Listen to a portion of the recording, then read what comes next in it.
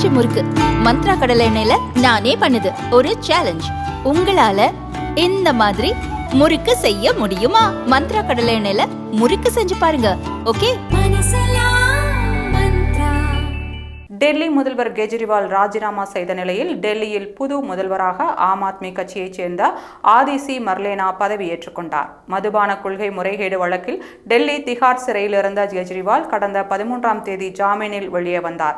அதைத் தொடர்ந்து தனது முதல்வர் பதவியை அவர் ராஜினாமா செய்த நிலையில் டெல்லி அமைச்சரவையில் இருந்த ஒரே பெண் அமைச்சரான ஆதிசி ஆம் ஆத்மி கட்சியின் சட்டப்பேரவை தலைவராக ஒருமனதாக தேர்வு செய்யப்பட்டார். இதன் மூலம் சனிக்கிழமை டெல்லி ராஜ்நிவாசில் நடந்த விழாவில் டெல்லி முதல்வராக ஆதிஷி பதவியேற்றுக் கொண்டார். அவருடன் கெஜ்ரிவால் அமைச்சரவையில் இருந்த கோபால் ராய், சௌரவ் பரத்வாஜ், கைலாஷ் கெலாட், இம்ரான் உசைன் மற்றும் முதல் முறை எம்எல்ஏவான முகேஷ் அகால்வாட் ஆகிய 5 பேர் அமைச்சர்களாக பதவியேற்றுக் கொண்டனர். முதல்வர் ஆதிஷி உட்பட அமைச்சர்கள் அனைவருக்கும் துணைநிலை ஆளுநர் VK சக்சேனா பதவி பிரமாணம் செய்து வைத்தார். பாஜகவின் சுஷ்மா ஸ்வராஜ், காங்கிரஸ் கட்சியின் ஷீலா தீட்சித்தை தொடர்ந்து டெல்லியின் 3வது பெண் முதல்வர் என்ற பெருமையை ஆதிஷி பெறுகிறார்.